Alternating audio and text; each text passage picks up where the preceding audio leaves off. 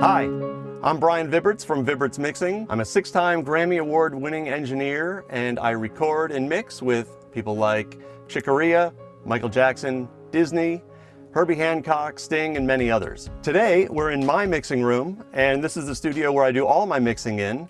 And I'm going to be showing you the Antelope Audio Galaxy 64. I'm going to be going through an overview of some of the things that are in the Antelope Audio Galaxy 64. I'm going to be doing a live latency test, so you can actually see what the latency is instead of just me telling you about it or reading about it. And then I'm going to go through the AFX and tell you why I use them, what they're good for, why they're better than other plugins, and I am going to go through a mix and give you specific examples. All of the audio for what I'm doing is on an HDX Pro Tools system, and that is on another computer. I'm using the laptop today only for the control panel, so there's no audio going through the laptop. The routing is very powerful. This part here is the control panel where it's similar to a patch bay for those of you that used to work or still work in a studio where you used to have to patch the signal from one piece of gear to another. That is what's done here digitally. Now usually on the Galaxy 64, if this was in the rack, how I would use it, and this really shows how powerful it is I would be using 64 channels of AFX plugins, right? I would use 48 channels of analog summing, and then I would have 16 channels of more hardware inserts for the other hardware that I have in the racks, because the way I usually mix is a mixture of hardware and software, kind of a hybrid approach. So in addition to that, I would use the AES outputs of the Galaxy 64 for my digital reverbs. Those are also hardware. And I would use the SPDIF output and some of the other AES outputs for my digital metering. So that's how I would usually have it. And so it shows you how much can be done in just the one piece of outboard gear. It's truly amazing. The latency is the amount of time that any kind of computer or processing chip takes to process what it's doing to the signal. So the latency is when the signal starts, and then after it's processed, it comes back, and that amount of time in between is the latency.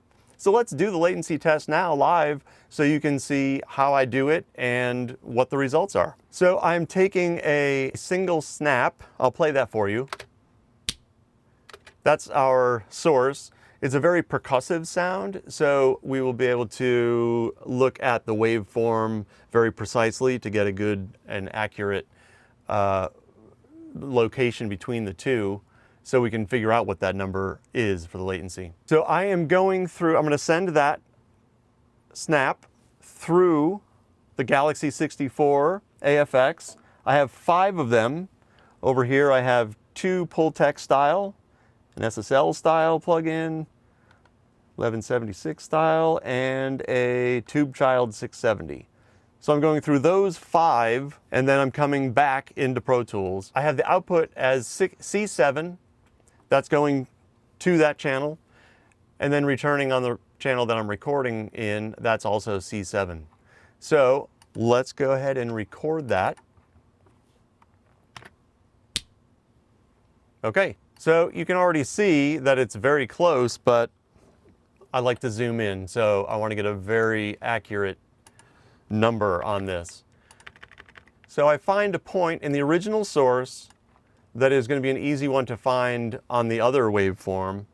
So I usually get one that's crossing the line there from top to bottom. You can see it's crossing right there. So I made a location 1. That's kind of our starting point. And then the return waveform is here. I want to find that same exact part of the waveform on the returned recorded channel. Seems like right there. Let's make a marker there called location 2. And now we want to see what the difference is between those. So we click marker location 1, shift location 2. We can zoom in on this to show it's going through the same part of the waveform. If we look up here, that length is 74 samples. Now, I'm at 96K, so that's 96,000 samples per second. And this is taking 74 samples to do this processing. So to figure out what that is in milliseconds, let's get out the old trusty calculator. And we take 74, that's the time, 74 samples, and then we divide that by the 96,000 samples because that's the sampling rate of the session. And it comes out to 0.0007 seconds, which is 0.7 milliseconds. Less than 1 millisecond. That's crazy. You're never going to hear that. So it's fast enough that, yes, you can see it on the screen, but your ears won't detect it. So that's the Galaxy 64. Why don't we compare that to another manufacturer? Antelope Audio is at the top of the alphabet. Let's go to the bottom of the alphabet for a competitor and do the same test. So on the same one, I have the source, same source, lined up the same way. The snap, I can play that snap for you. And it's going to go through the same thing, 2 Pultecs, an SSL 1176, and a Fairchild 670. So it's a fair test. Let's record that. Okay, you can already see visually, without even zooming in, that it's farther away. So now let's play one after another. So I'll solo these first. This is the Galaxy 64. This is the other competitor. You can definitely see the difference. There it is. By the numbers, you can hear it, you can see it. So that is the latency test. Definitely, you know, flying colors with the Galaxy 64. So now let's take a look at the AFX, which I use in the mix. The AFX are plugins. They are using the processing within the Galaxy 64 on the chips that are inside this, and extremely powerful. I have 64 channels and 128 AFX, and we'll see how it goes. So let's get to the mixing. If we look here, let's go with the drums first. This is the song, right? And I'm waiting. Let's cut the vocal for a second. So let's take a look at the kick. The kick is broken down into several elements here. Pardon the pun. This is the first one, first kick, and it's going into actually these 2 Pultecs. That's really what I'm trying to get on this kick, is really the beef, the low end of the kick. There's several kicks that are stacked on top of each other, and that is the way it was done in the production. For every kick has a different reason for being there. That one is the low end. Now, even in addition to that is the sub, which is this. That's all the very low frequencies, mostly between 80 hertz and down, but it's really filling in that 30 to 60 hertz area. Then we have this kick. Okay, you can hear that's aggressive. I'll show you what I'm doing with that. The VCA 160 is awesome to get this kind of aggressive sound on the drums. And when I say aggressive, I mean like the smack of the, you know, that sound to be really more accentuated. And I'm doing that here with, the compression is like 3 to 1, but the threshold is way down. So it really grabs a hold of it. Without it, it's that.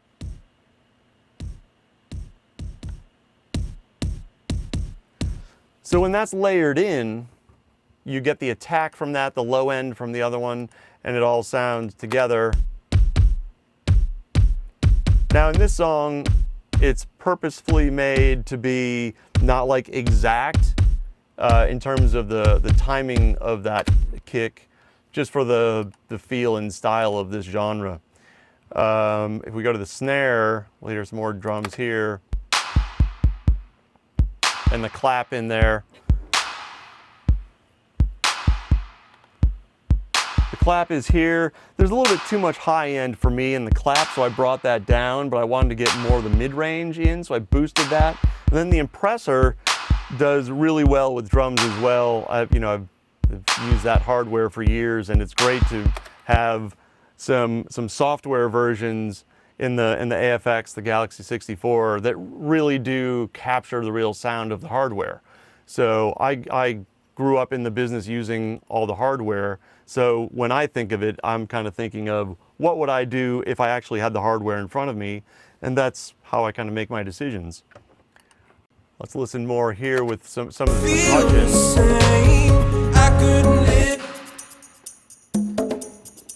That's like the bongos in there.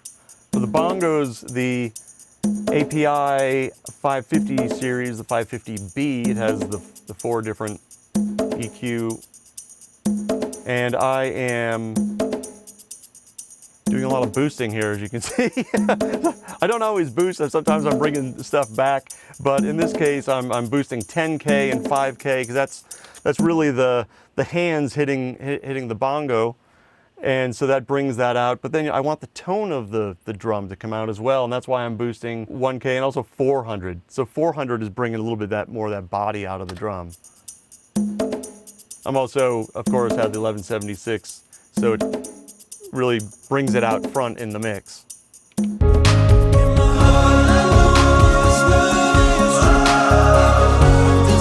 I am doing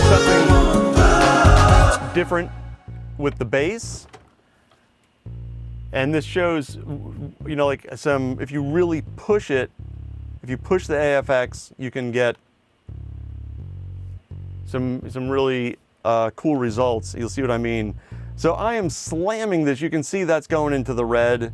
The gain of the LA2A here, the Opto 2A is hitting pretty hard.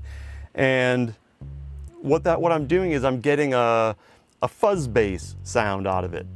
So that fuzz bass is adding more depth and body to it as a layer underneath the other bass. The other bass is this sound.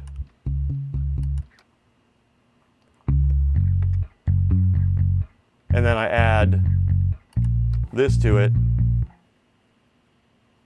It adds a gritty character to it because we didn't want it to be as clean sounding for the bass. So, but you can see that I'm slamming the levels here, but I'm not getting digital distortion. It's sounds like analog distortion, what you might get out of the tubes if you slammed a real LA2A. And that's something that's a very cool tool to be able to use in the software. Let's go over a few more things that I have here. The piano, which I'll show you before and after. This is the piano, right? And these are all hardware inserts. So I see where I have it in the insert, which is here, D3 and 4. And D3 and 4 comes over here. So I'm using both some SSL EQ and some compression. If I take these both off at the same time, the bypass all button, that's just the recording. That's with it. So let me go back a little bit more and do that again. Is with, without. You can see the difference. The piano just comes alive.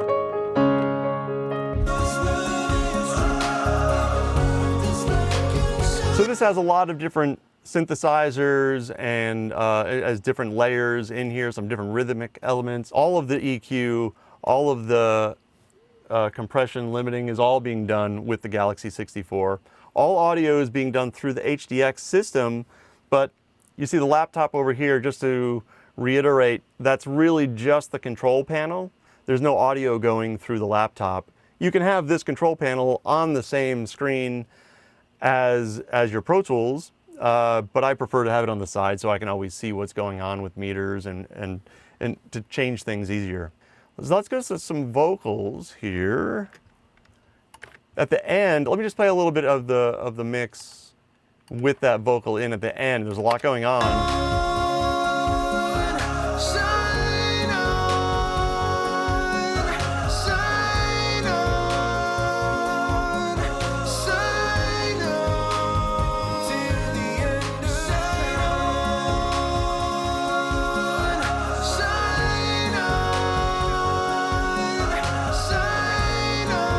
So I really want to focus in on the shine on part of the vocal. There's a lot happening here. There's two lead vocals, there's a lot of background vocals, but that shine on I really want to have come forward in the mix. And the BA6A is a great tool to do that.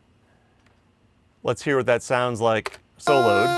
Shine on, shine on. If I bypass it, Shine on, you can see where it's just not as big.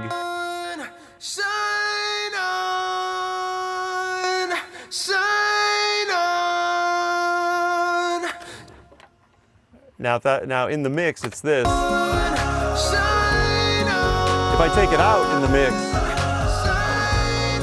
it's still there, but it's kind of just blended in the mix. It's not popping out. So let's do this. shine on, shine on. So that's like the focal point of the mix right there. Even when it gets bigger at the end, back here.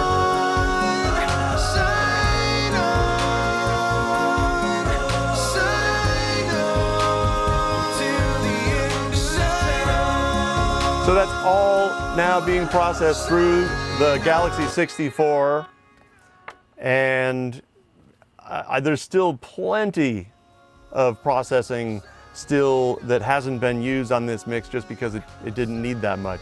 There you have it right there, a mix that was done just with this, just with the AFX, and amazing sound.